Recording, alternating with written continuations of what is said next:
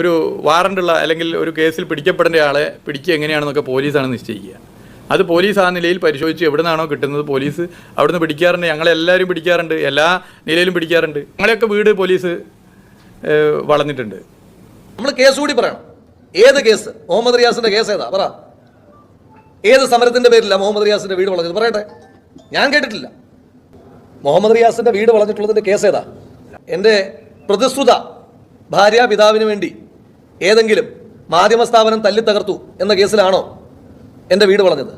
എൻ്റെ ഭാവി ഭാര്യയുടെ പിതാവിന് വേണ്ടി ഏതെങ്കിലും മാധ്യമപ്രവർത്തകൻ്റെ കൈ തല്ലിയടിച്ചു എന്നതിൻ്റെ പേരിലാണോ എൻ്റെ വീട് വളഞ്ഞത്? എൻ്റെ വീട് വളഞ്ഞത് സമരം ചെയ്തതിൻ്റെ പേരില്ല, അല്ലേ? ഈ നാട്ടിലെ പെൻഷൻ വാങ്ങാൻ കഴിയാതെ പോകുന്ന നിസ്സഹായരായ ജനങ്ങൾക്ക് വേണ്ടി സംസാരിച്ചതിൻ്റെ പേരിലാണ് എൻ്റെ വീട് വളഞ്ഞത്. രണ്ട് കേസാണ്.